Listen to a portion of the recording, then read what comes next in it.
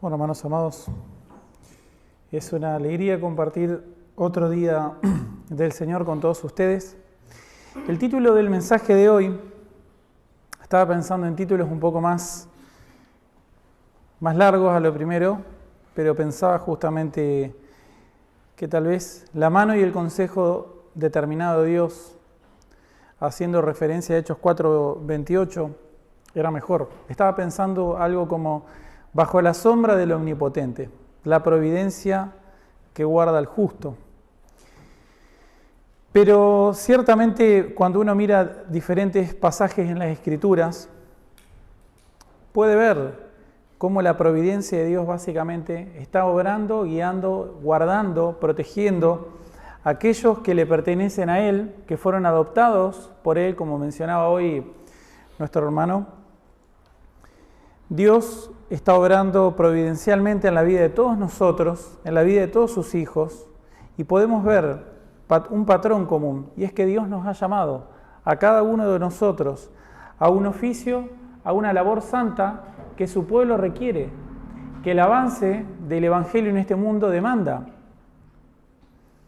Entonces es fundamental tener claro cómo obra la providencia de Dios, qué es lo que Dios quiere cuando ejecuta un acto de su providencia. ¿Cuál es el carácter general de la obra que Dios está haciendo? El carácter general de la obra que Dios está haciendo en este mundo es que Él quiere que el Evangelio avance. Y el Evangelio avanza cuando cada pequeño acto de lucha contra el pecado se está dando. El Evangelio avanza cuando cada persona se arrepiente de sus pecados y viene a Cristo en arrepentimiento y fe. Los apóstoles tenían muy claro esto. Cuando ellos se reunieron para orar después de la liberación de Juan y de Pedro, ellos oran y dicen: se reunieron los reyes de la tierra y los principales se juntaron en uno contra el Señor y contra su Cristo, porque verdaderamente se unieron en esta ciudad contra tu santo Hijo Jesús, a quien ungiste, Herodes, Poncio Pilato, con los gentiles y el pueblo de Israel. Y ahí dice, me encanta cómo remata en Hechos 4:28, para hacer cuanto tu mano y tu consejo habían antes determinado que sucediera. Entonces, no debemos pensar que la tribulación en la vida de los santos es algo que Dios no quiere. Por el contrario, es algo que Dios permite que suceda. La tribulación en la vida de los santos cumple un rol fundamental en el avance del Evangelio en este mundo. Es gracias a que ha habido santos atribulados por todos los lugares de la tierra durante todos los siglos que Dios ha despertado a muchas personas. Entonces, amados, considerémonos necesitados de la mano de Dios, considerémonos benditos por Dios de conocerle a Él en medio de las tribulaciones.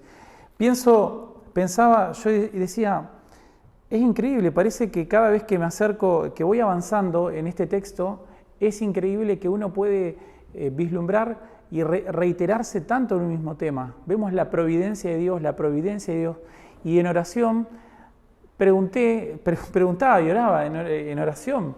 No voy a decir Dios me dijo tal cosa, ¿no? Pero pensaba que evidentemente este tema es tan importante porque está presente en cada página de las Escrituras.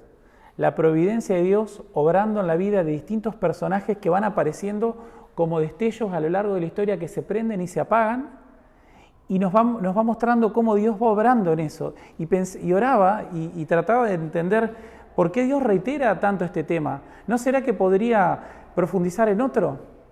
Y dentro mío realmente, cuando miraba mi propia experiencia cristiana, decía, ¿cuántas veces me he olvidado de esto? ¿Cuántas veces me enojé contra la providencia de Dios?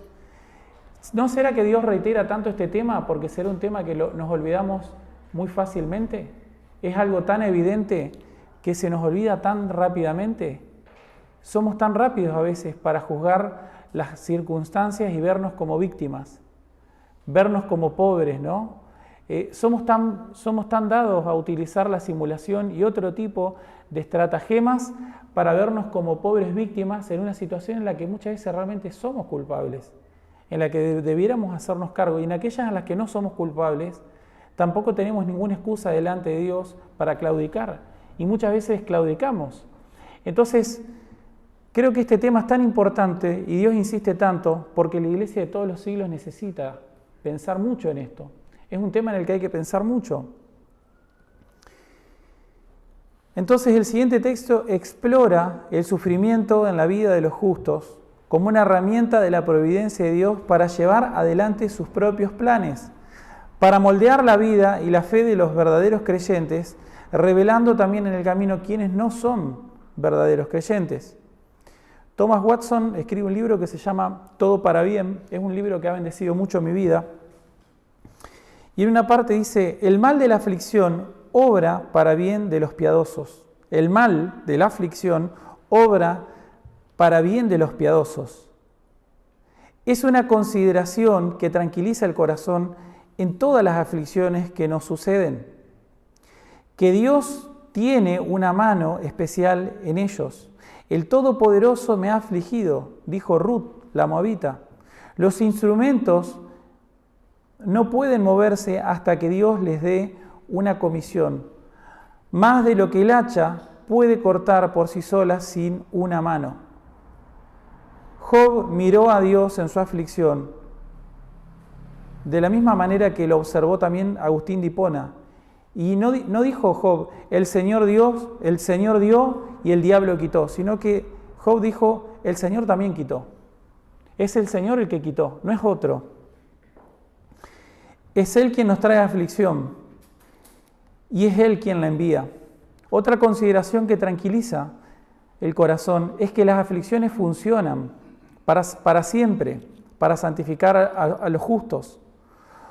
Y dice, como estas buenas semillas, así reconoceré a los cautivos de Judá, a quienes envié de este lugar a la tierra de los caldeos para su bien, dice Jeremías 24, 5.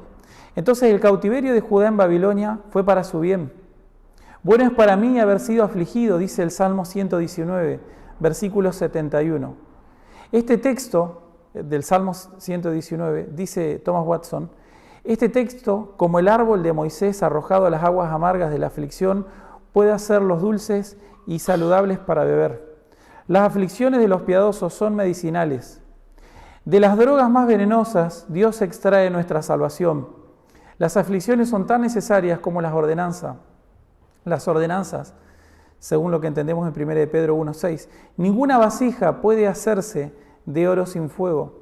Así es imposible que seamos hechos vasos de honor, a menos que seamos fundidos y refinados en el fuego de la aflicción. Como dice el Salmo 25:10, todos los caminos del Señor son misericordia y verdad. Por lo tanto, amados hermanos, vivimos días donde los siervos de Dios son probados por muchos fuegos, traiciones, persecuciones, peligros visibles e invisibles. ¿Cómo puede un hijo de Dios caminar firme en medio de un campo minado de pecado como es esta vida?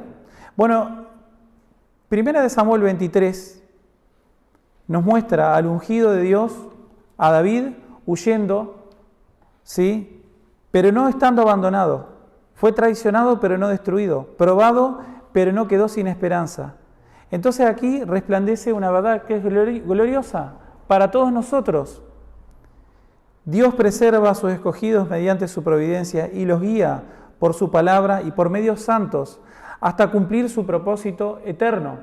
Amados hermanos, entonces debemos gozarnos en el Señor cuando estamos en medio de aflicciones. Por eso Pablo dice que debemos gozarnos, gozados en el Señor siempre. Eso incluye también los momentos de aflicción, eso incluye los momentos de necesidad, eso incluye momentos difíciles para la vida del creyente. Y esto es lo que podemos ver en la vida de David en el día de hoy. Vemos desde los versículos 1 al 5, acompáñenme exactamente al texto. Desde el versículo 1 al 5, hay algunos nombres que los voy a mencionar, no exactamente como están escritos, sino tal vez como se pronuncian. Lo digo porque a veces yo hablo sin pensar y cuando leo a veces algunos nombres puedo llegar a decirlos de esta manera. Por ejemplo, el nombre Keila no es tan así como Keila, es más bien como una especie de J en el medio, como si fuera un Kejilá, y termina con una especie de acento al final. Esa sería una pronunciación más adecuada, más correcta. Entonces dice que dieron aviso a David diciendo que he aquí los filisteos combaten en Keila y robaron las eras. Es decir que mientras él se encontraba, el rey David se encontraba en la zona de Hebrón, él recibe esta noticia de los filisteos que estaban básicamente, he aquí que los filisteos combaten a Keila, es decir, los filisteos llegan a esta ciudad, es una ciudad amurallada que estaría en la zona baja, entre medio es decir, en la zona baja de los valles donde se puede sembrar. Aproximadamente tendría que ser en verano, porque si estamos para la cosecha, aparentemente debiera haber sido en verano, y están atacando una ciudad de la cual el resto de Israel el resto de Judá pudiera proveerse. David es un hombre fugitivo y vienen y le avisan de lo que está pasando. ¿Por qué le avisan a David? Si es un hombre que está siendo perseguido. Y esto es algo, esta primera parte creo que tiene muchísimas aplicaciones para nuestra vida. Pensemos lo siguiente, quisiera que conecten estos puntos. Dios en su providencia permite que nos enfrentemos a diferentes desafíos, algunos que pueden ser muy angustiantes y otros que no tan angustiantes, pero altamente desafiantes y que representan una prueba real, objetiva para nosotros. Pero en medio de esta prueba que Dios permite, que veremos que puede ser de cualquier tipo, de todo tipo, Él nos permite acceder a los medios de gracia. Veremos que los medios de gracia tienen un rol fundamental para que vos puedas vivir como cristiano. Una persona que no se ejercita en los medios de gracia no tiene ninguna posibilidad de prevalecer. No tiene ninguna posibilidad de prevalecer. Y piensen ustedes en sus primeros momentos como cristianos, ¿no? Qué angustioso que es darte cuenta que sos un hijo de Satanás, que sos un perverso, que pecaste tan gravemente contra la ley del Señor y que estás perdido si Cristo no te salva. Hasta que escuchás el Evangelio y te das cuenta de que en realidad Dios quiere que te reconcilies con Él y te llama a que lo hagas. Pero hay tanta distancia entre lo que yo debo ser como cristiano y lo que soy hoy. Soy tan ignorante, soy tan débil, he tomado tantas malas decisiones, estoy tan aprisionado en las propias consecuencias de mi pecado que no sé cómo hacer. Bueno, para eso están los medios de gracia, porque aunque vos seas ignorante, débil, torpe, hay muchas personas que ya pasaron por eso. Y Dios te pone en la comunión de ellos para que ese camino no sea tan doloroso. Deberás transitarlo, pero Dios pone a hermanos fieles. También pone la oración a tu disposición para que derrames tu alma, tus necesidades, tu corazón constantemente delante de Él y le pidas que te ayude en ese momento. Y también pone su palabra para que te puedas agarrar de ella, para que te puedas aferrar a ella, principalmente, como decía hoy nuestro hermano, a las promesas. Porque cuando sos tan torpe, tan ignorante, tan indisciplinado, tan débil y al mismo tiempo tan consciente de lo miserable que sos, estás muy necesitado. Entonces las promesas de Dios ahí son muy importantes para recordarte que todavía Dios te tiene paciencia, que tenés que levantarte de nuevo, que tenés que dar otro paso más, que no podés seguir en la impotencia espiritual porque estás atribulado y perseguido muy bien. ¿Sabes qué va a pasar? Dios quiere que lo sigas obedeciendo. Dios te manda que sigas sirviendo a su pueblo. ¿Por qué le vienen a pedir a David, un hombre que está perseguido? David, están asolando Keila. ¿Qué vas a hacer, David? ¿Por qué le vienen a decir eso si él es el tipo más miserable que hay en el mundo? Lo están persiguiendo. Lo están persiguiendo y vienen y dicen, mirá, está pasando esto. Entonces hay muchas aplicaciones que podemos sacar de aquí. Si David, voy a mencionar algunas, por ejemplo, si David no hubiera amado a su patria y hubiera estado por encima de cualquier motivo de venganza privada, personal, se podría haber regocijado en esta invasión que estaba ocurriendo en Judea. Incluso, ¿por qué? Porque el hecho de que los enemigos, vieron el famoso adagio de la política, ¿no? El enemigo de mi enemigo es mi amigo. El enemigo de mi enemigo es mi mejor amigo. ¿Sí? Y él dijo, no me digas que están invadiendo Keila. ¿Están destruyendo la cosecha de verano por la que tanto trabajó el pueblo? Bueno, problema de Saúl, no es mi problema. ¿Podría haber dicho eso? ¿Podría haber sido peor? Podría haber dicho, bueno, yo ya fui al rey de Gat, a Aquis. Capaz que yo con 600 hombres le puedo ser muy útil. Ya que vamos contra Saúl, vamos todos contra Saúl. Podría haber dicho algo así, ¿no? O podría haber dicho, como muchas veces hemos dicho nosotros, no, yo entiendo que tengo que evangelizar, yo sé que tengo que hacer muchas cosas, pero ¿sabes qué pasa? Yo ya tengo muchos problemas. ¿Cómo le voy a predicar el evangelio a otro? ¿Qué consuelo le puedo dar a otro si yo estoy destruido? Podría haber dicho así, a mí me están persiguiendo, no puedo dormir tranquilo. ¿Qué me vienen a decir a mí? No, porque evidentemente David era alguien que tenía un carácter evidentemente servicial. Era tan evidente el carácter servicial de David que no dijo, no, ¿sabes qué pasa? A mí me están persiguiendo. Por ejemplo, hay muchos casos en la historia que ha pasado esto. Por ejemplo, la invasión de Hernán Cortés con 600, también es una casualidad, ¿no?, de la historia, con 600 españoles, llegan al imperio mexica. Se ven asombrados por los paganos, porque ven cosas, ven canibalismo, ven sacrificios humanos, ¿no? Tanto que está de moda el indigenismo. Sacrificios humanos que perpetraban los aztecas de todas las pequeñas, es decir, todos los actuales mexicanos en realidad son descendientes. ¿De quiénes son descendientes? De todas esas pequeñas tribus que se unieron a Hernán Cortés para derrocar a Moctezuma II. ¿Se entiende lo que digo? Es decir, cuando llega Hernán Cortés a México, a lo que hoy es México, se une juntamente con todos las pequeñas etnias y clanes de Norteamérica que estaban siendo esclavizadas por Moctezuma y por el Imperio Azteca. Cuando ven que aparece el conquistador español, ¿qué hacen todos? Se pegan al conquistador español y derrocan a Moctezuma. Podría haber hecho algo así David, pero no es lo que él hizo, porque él amaba a su patria, porque él sabía que había un plan de Dios que lo excedía a él temporalmente y al hombre que en este momento está gobernando.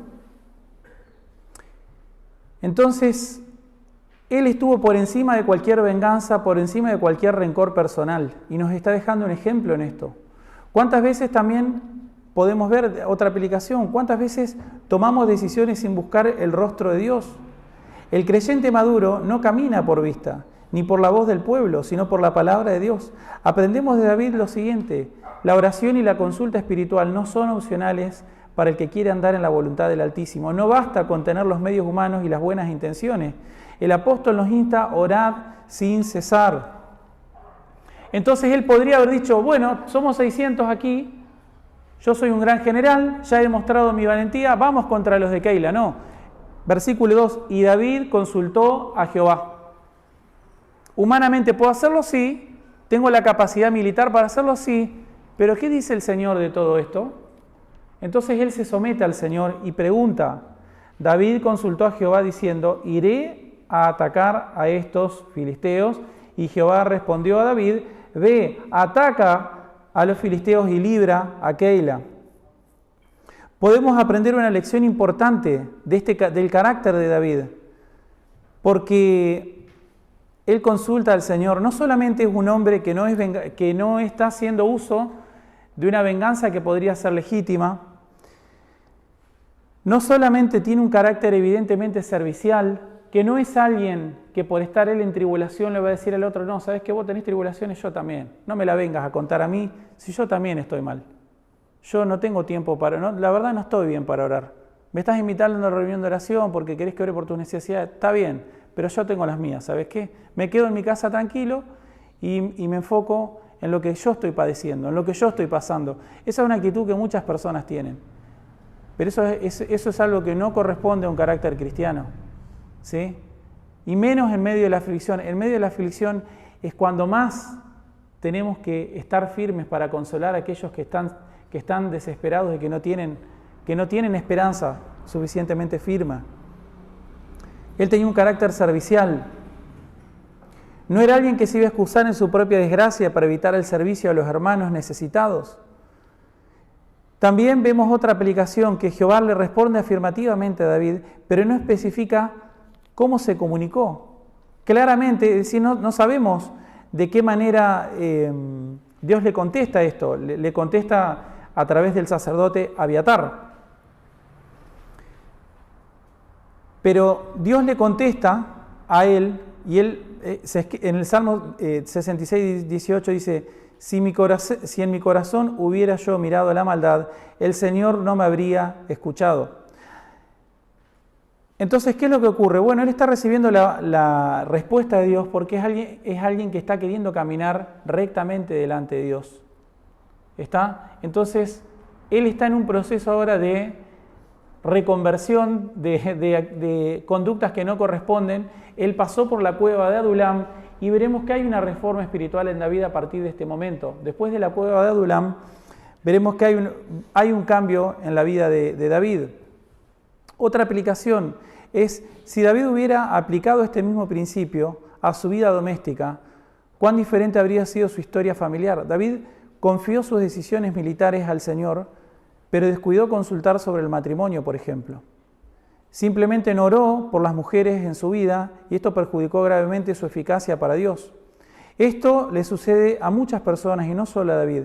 Entonces también vemos en esto, también ver el éxito de David en esto, te debe hacer pensar, fue tan eficaz en este aspecto de su vida porque oró mucho en este aspecto de su vida. Pero cuando uno mira las sombras de David, te vas a dar cuenta que no hay oraciones en ese aspecto en la vida de David. Y lo mismo tenemos que aprender nosotros. Esto que David está haciendo en esta área de su vida es lo que como creyentes somos llamados a hacer en toda nuestra vida. Tenemos que orar más seguido al Señor, preguntándole y pidiéndole que nos muestre cuáles son aquellas cosas por las que no queremos orar. ¿Por qué? Porque debemos santificarnos en toda nuestra manera de vivir. Nosotros somos llamados con un llamado mayor y superior de santidad porque tenemos mayor revelación. Veamos la actitud que toman los habitantes de Keila. Una vez que él los libera, desde el versículo 6 en adelante, tenemos cómo le responden estas personas. Versículo 5, fue David con sus hombres y peleó contra los filisteos, se llevó sus ganados y les causó una gran derrota, y libró David a los de Keila. Versículo 6, y aconteció que cuando Abiatar, hijo de Ahimelech, huyó siguiendo a David a Keila, descendió con el efod en su mano, y fue dado aviso a Saúl que David había venido a Keila. Entonces dijo Saúl: Dios lo ha entregado en mi mano, pues se ha encerrado, entrando en ciudad con puertas y cerraduras. Esto nos indica, este pequeño detalle nos dice cómo era la ciudad, una ciudad amurallada, que tenía puertas y cerraduras. Ese tipo de ciudades generalmente tenían los campos, y obviamente, ¿no? Estamos en un valle, generalmente los campos están lógicamente afuera de las murallas. ¿Y qué ocurre? Eso dificulta la defensa de ese tipo de campos. Cuando vos tenés una ciudad que no está amurallada, por ejemplo, puede estar amurallada de manera natural por montañas, se hace de difícil acceso, es más fácil defender la ciudad. Ahora, cuando la ciudad está amurallada, que tiene grandes portones y grandes cerraduras, es difícil ir a defender lo que está fuera de las murallas. Entonces era fácil el saqueo y el pillaje en este tipo de lugares. Ahora, ¿cómo contesta la gente de Keila? Bueno, lo traicionan. Dice, versículo 8, y convocó Saúl a todo el pueblo a la batalla para descender a Keila y poner sitio a David y a sus hombres. Mas entendiendo David que Saúl ideaba el mal contra él, dijo a Abiatar sacerdote: trae el efod. Y dijo David: Jehová Dios de Israel, tu siervo tiene entendido que Saúl trata de venir contra Keila a destruir la ciudad por causa mía. ¿Me entregarán los vecinos de Keila en sus manos? ¿Descenderá Saúl como lo ha oído tu siervo? Jehová Dios de Israel, te ruego que lo declares a tu siervo. Y Jehová dijo: sí, descenderá. Dijo luego David: ¿me entregarán los vecinos de Keila a mí y a mis hombres en manos de Saúl? Jehová le dijo: os entregarán. ¿No? Menudo favor le estaba haciendo. Él viene, los libera y ora al Señor: Señor, ¿me van a entregar? Sí, te van a entregar. ¿Me van a entregar? Te van a entregar. Entonces, ¿qué hace? Bueno, tiene que huir. O sea que vemos aquí ¿Cómo le pagan estos hombres? Sorprendentemente el pueblo de Israel, de Keila, fue desleal, incluso después de que él los había salvado. A diferencia de las 4 oraciones de David hasta ahora, vemos que Saúl, por ejemplo, no ora. Más bien, asume que las circunstancias que le parecían favorables eran prueba de la bendición de Dios y de que estaba siendo guiado por Dios. Se había convencido de que asesinar a David era la voluntad de Dios, pero Dios lo frustró de los malvados planes que él tenía. Miren el contraste. Aparece Saúl que en ningún momento ora y que en todo momento él está presumiendo que Dios le está entregando a su enemigo. Por el contrario, lo vemos a David orando. Tenemos hasta ahora 4 oraciones de David, ninguna de Saúl. Entonces aquí también podemos ver algo que nos muestra también cómo permite Dios que obren las cosas en su providencia. Bueno, vemos la depravación natural del hombre. La fidelidad y los beneficios recibidos no van a bastar para despertar la lealtad de nadie. El corazón humano es egoísta, temeroso y traicionero. Sin la regeneración del espíritu es inútil esperar algo diferente. Ahora David no cae en desesperación. Tampoco se lo toma personal. Él podría vengarse ahora de las personas que había querido rescatar. Sí que ustedes me van a entregar a mí. Yo ya sé que Dios me dijo que ustedes me van a entregar a mí. ¿Sí? Miren lo mal que me están pagando. Él se lo podría tomar personal. Pero él no hace eso. Él consulta al Señor y decide irse. Entonces vemos la gran verdad de la providencia del Señor. Que Dios gobierna no solamente los grandes aspectos y las grandes cosas y las cosas visibles, sino también todo aquello que es invisible. Él conoce los hombres desde de pie a cabeza y sabe lo que van a hacer. Conoce las intenciones de grandes personas y la intención de personas pequeñas con poca influencia. También vemos que la venganza y la retribución pertenecen al Señor. No vemos a David haciendo ningún comentario de la gente de Keila. Podríamos ver que él se queja, ¿no? Podríamos tener algún registro diciendo, mirá cómo me están pagando. Yo los rescaté y mirá el favor que me están haciendo. Pero no vemos nada de eso registrado en las Escrituras. No vemos ninguna queja, ningún enojo, ninguna amargura. ¿Cuántas veces nos hemos enojado, ¿no? Angustiado con aquellas personas que hemos ayudado y después en la primera de cambio se dan vuelta, ¿no? Como decimos, se dan vuelta como una media, ¿no? Rápidamente. Entonces, eso Dios lo permite en su providencia. Eso Él lo permite en su providencia. Permite que suframos injusticias y que no seamos justamente o correctamente retribuidos conforme al beneficio o el servicio que le hemos dado a otros. Ahora, ¿quién lo mandó a David a servir, a librar a Keila? Esto es muy importante. ¿Quién lo mandó? Fue Dios mismo. Él fue y preguntó, ¿los voy a liberar? Y Dios dijo, anda, libéralo. Así funciona, amados hermanos, la gracia providencial de Dios, protegiendo y salvando a los traidores. Él sabe que eran traidores, pero fue y los protegió de todas maneras. Y por otro lado, Él no permitió, por ejemplo, que un pueblo entero de sacerdotes se salvara. Y así funciona y obra la voluntad de Dios. No debemos hacer como Saúl, intentando pescar la voluntad de Dios, interpretarla en función de lo que va pasando sin consultar a Dios.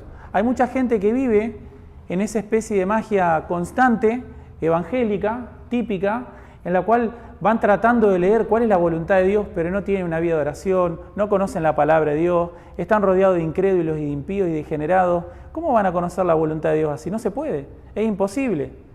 Vemos aquí que Dios le pone un sacerdote al lado a David. David se arrepiente de sus pecados. Miren esto, David se arrepiente de todas las mentiras que había dicho y Dios providencialmente permite que al lado de él haya un sacerdote que es el que lo va guiando en la voluntad de Dios. Y así funciona, amados hermanos, con nosotros. Dios nos ha rodeado de un pueblo de sacerdotes. Hacemos mal entonces en no consultar con ellos, en no orar juntos, en no apegarnos a las promesas y la palabra de Dios. Vemos aquí que los medios de gracia se van haciendo de manera presente y patente en la vida de David. El tercer punto que podemos meditar está de los versículos 14 al 18. En un momento de desesperación, en este momento de desesperación, versículo 13, David entonces se levantó con sus hombres, que eran como 600, y salieron de Keila y anduvieron de un lugar a otro. Y vino a Saúl la nueva de que David se había escapado de Keila y desistió de salir. Y David se quedó en el desierto en lugares fuertes. Lugares fuertes, recordemos que es la palabra masad, que significa fortaleza, es decir, se ve escondido en un lugar naturalmente preparado para el refugio. Por eso Saúl después manda y dice, fíjense en todos los escondrijos, porque se puede meter ahí y podemos pasar y no verlo. Y David se quedó en el desierto, en lugares fuertes, y habitaba en el monte, en el desierto de Sif, que podría pronunciarse también como con una SH al principio, algo así como Shif.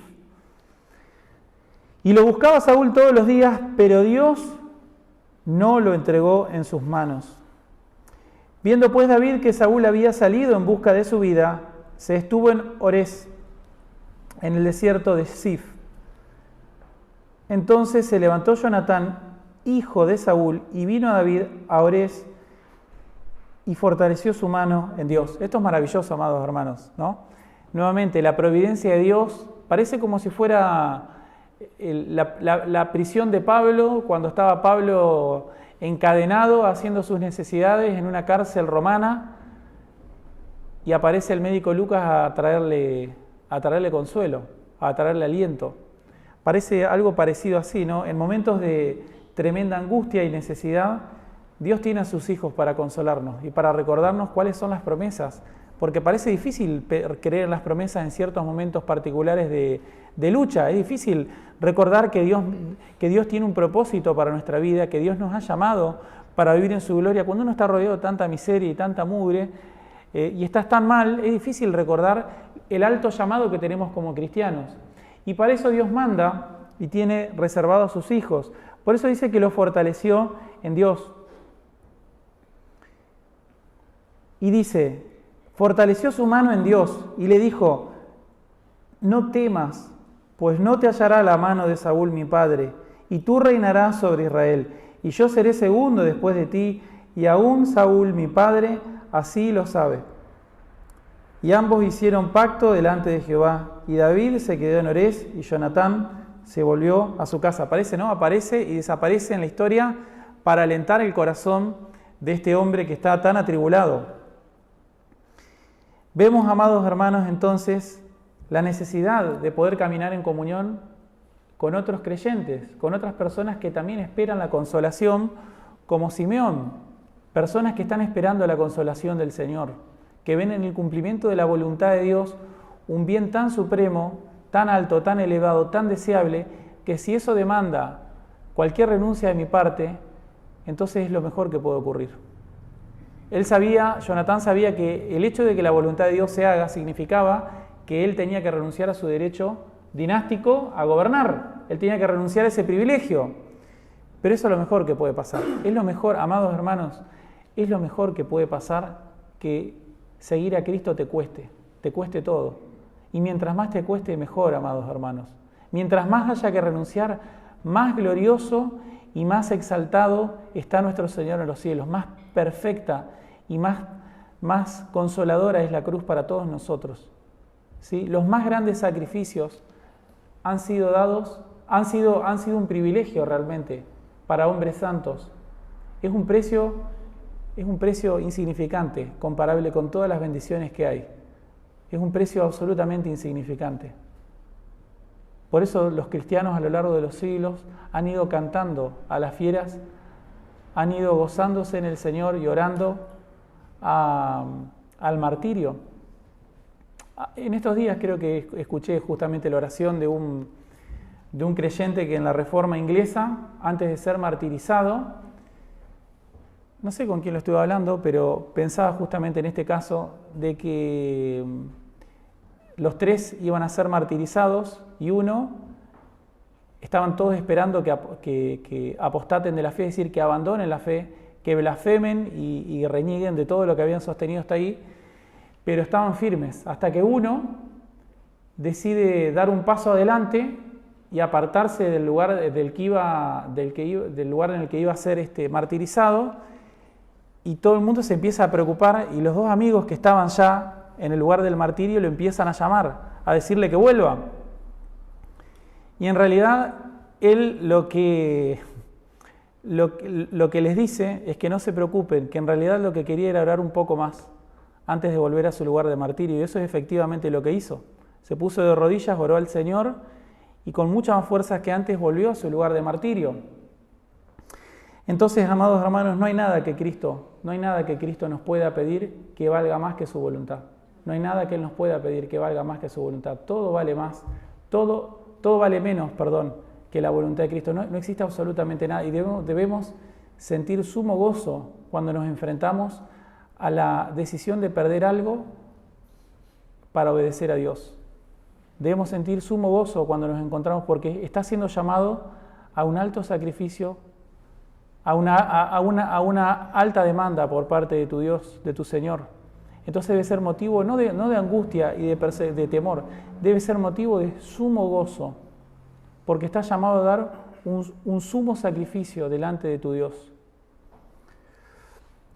Entonces esto no era nada para alguien como Jonatán. Necesitamos hombres y mujeres que fortalezcan a otros en Dios, no con palabras huecas, sino con promesas celestiales. ¿Podrías ser vos uno de esos que alienta, que ora y que recuerda las promesas a otros? La comunión verdadera es uno de los medios más preciosos y poderosos para sostener a los santos.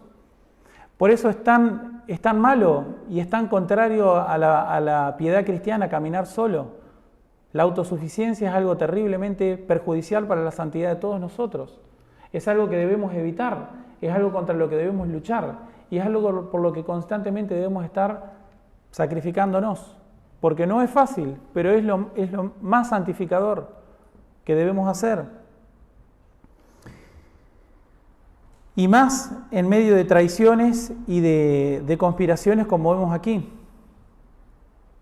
Versículo 19 al 29, vemos cómo el enemigo conspira, pero Dios reina.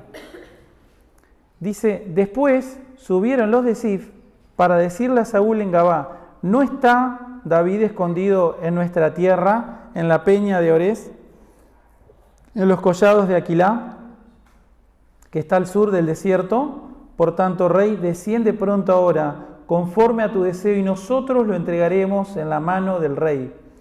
Y Saúl dijo, benditos vosotros de Jehová, que habéis tenido compasión de mí. Tremendo, esto es tan perverso.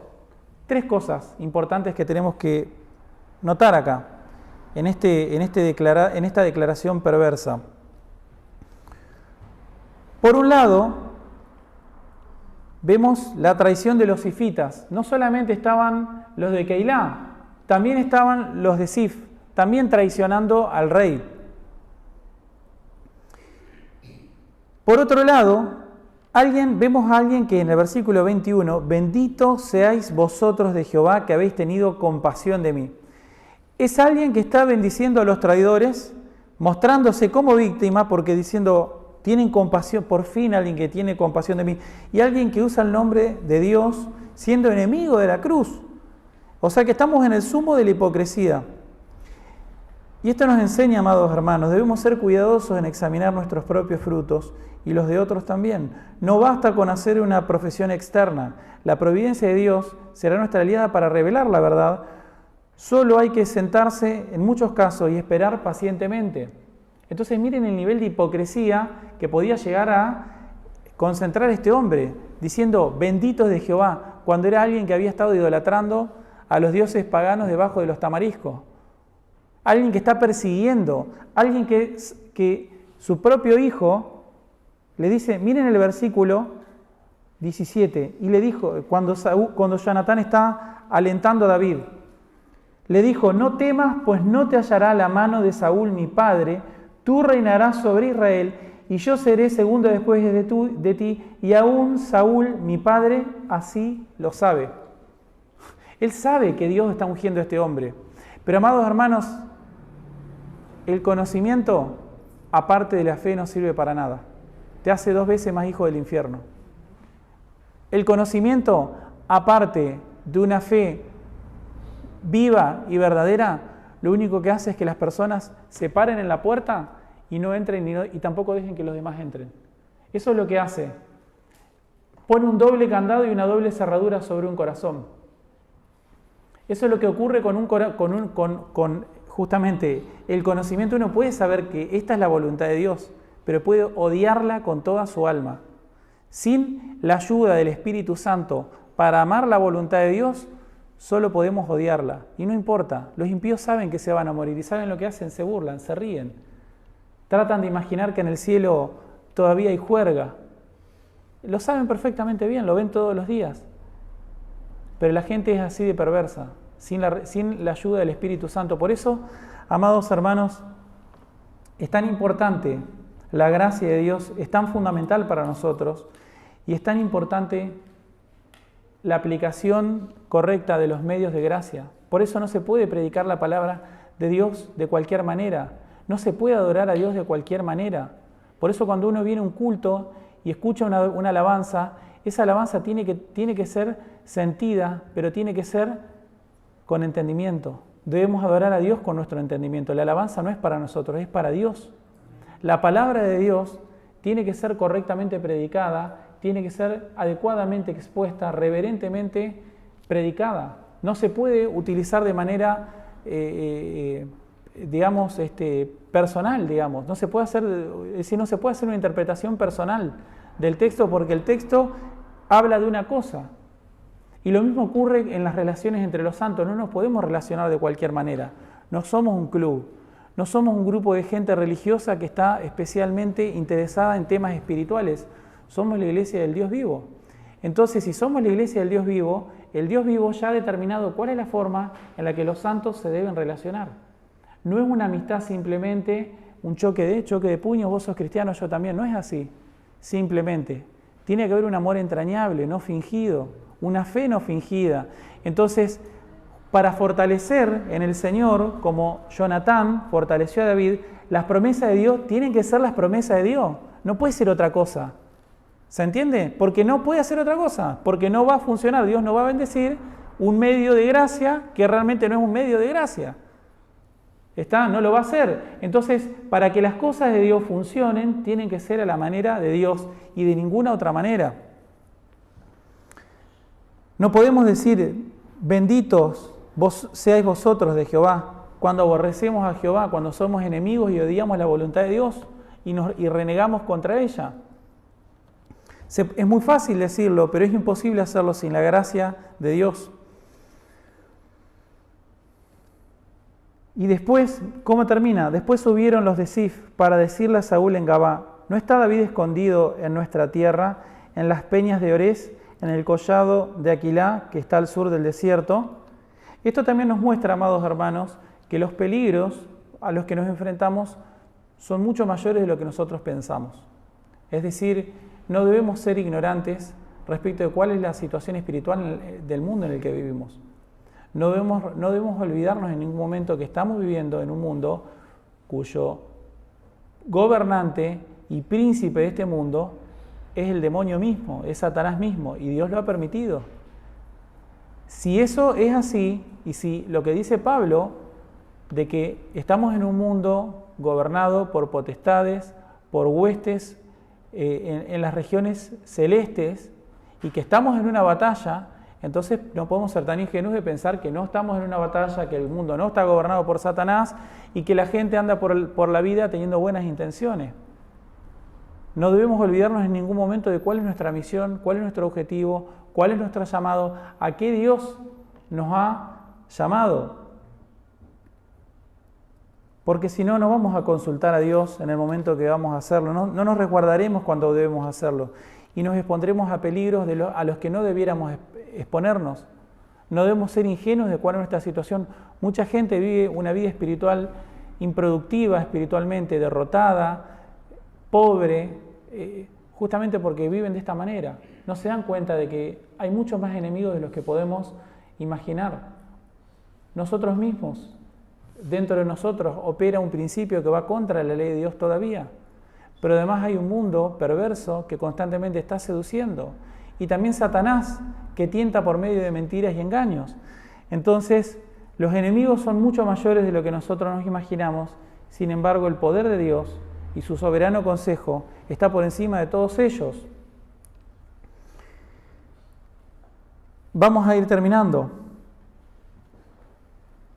Dice, simplemente quería leer el versículo 25. Dice, fue Saúl con su gente a buscarlo, pero fue dado aviso a David y descendió a la peña y se quedó en el desierto de Maón. Cuando Saúl oyó esto, siguió a David hasta el desierto de Maón. Y Saúl iba por un lado del monte y David con sus hombres por otro lado del monte. Y se daba prisa a David para escapar de Saúl, mas Saúl y sus hombres habían encerrado a David y a su gente para capturarlos. Miren, amados hermanos,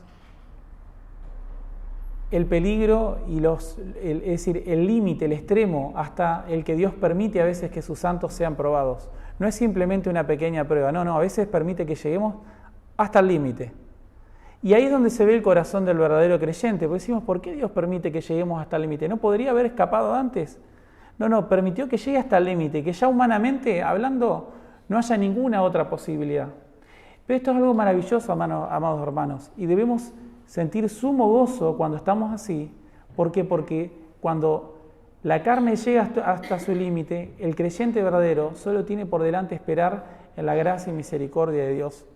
Ahí es cuando podemos rendirnos por completo y decir, Señor, estoy completamente encerrado. Humanamente hablando, ya no tengo más nada que hacer. Tené misericordia de mí, Señor. Tené misericordia de mí y necesito aún más de tu gracia que antes, Padre. Porque humanamente hablando llegué a un extremo y un límite del cual no tengo más nada que hacer por mí mismo. Necesito completamente tu gracia. Y esos son momentos tristes en un sentido, pero tremendamente benditos en otro. Y sinceramente les digo, muchas veces extraño momentos así. Muchas veces miro para atrás mi propia vida, cómo vengo a la oración, y recuerdo y digo, ¿cuánto buscaba del Señor? A veces cuando siento que la oración no está siendo suficientemente poderosa en mi corazón, cuando siento que no estoy suficientemente conmovido por la palabra de Dios, siempre pienso y digo, ¿cómo me aferraba a este pasaje bíblico cuando no tenía más posibilidades en mí mismo? ¿Cómo me aferraba? Qué fuertes que eran para mí las promesas cuando estaba en mayor necesidad de la que estoy hoy. Y ciertamente a veces he sentido extrañar esos momentos. Y Dios permite estas situaciones límites. Entonces vino un mensajero de Saúl diciendo, ven luego porque los filisteos han hecho una irrupción en el país. Entonces vemos que Dios libera a David por medio de su providencia y así lo hará también con todos nosotros, con todos aquellos que amamos su venida. Como conclusión final, podemos ver a David el ungido, que fue perseguido, traicionado, abandonado y acosado, pero fue preservado. ¿Y no es esto un reflejo de nuestro Señor Jesucristo? Él también fue traicionado por los suyos, Él también fue perseguido por los enemigos, Él también se retiró a lugares solitarios, pero al tiempo señalado, Él entregó voluntariamente su vida para que nosotros fuéramos librados del juicio. Así como Dios preservó a David hasta el día de su coronación, Dios preservará a su pueblo hasta el día de su glorificación. Y mientras tanto, amados, su providencia, su palabra y su pueblo fiel serán nuestro refugio. Ahora la pregunta es para ustedes, ¿están bajo ataque, bajo algún peligro? ¿Te sientes solo, como David pudo haberse sentido? ¿Te sentís sin refugio, desesperado? ¿Has sido traicionado por alguien que ayudaste? Entonces podemos correr a Cristo, porque Él es nuestro consuelo. Él también pasó por esto y Él fue preservado hasta el día en que voluntariamente dio su vida en favor nuestro. Ni un día más, ni un día menos. Por eso, amados, busquemos la voluntad de Dios con fervor en la oración, en los medios de gracia, y confiemos en aquel que comenzó la buena obra en nosotros y que la perfeccionará hasta el día de Jesucristo. Amén. Terminamos con una oración. Padre nuestro que estás en los cielos, oh Dios, ¿cómo nos consuela ver, Señor, estos actos de tu providencia, en los cuales de manera inesperada tus siervos son librados solo por tu mano? Te damos gracias, oh Dios, y no nos quejamos, no levantamos queja, ni amargura, ni angustia, ni sentimientos de venganza contra nadie por aquellas tribulaciones por las que hemos pasado. Por el contrario, miramos hoy a Cristo, nuestro Señor y Salvador, a quien nosotros hemos traicionado, a quien nosotros hemos abandonado, de quien nos hemos escandalizado, pero que nos ha recibido por gracia y misericordia y nos ha incluido en su familia. Te damos, oh Dios, toda la gloria y la honra, y te damos gracias porque no somos dignos de estas cosas. Solamente apelamos a tu misericordia y a tu favor benevolente. En el nombre de Jesús. Amén.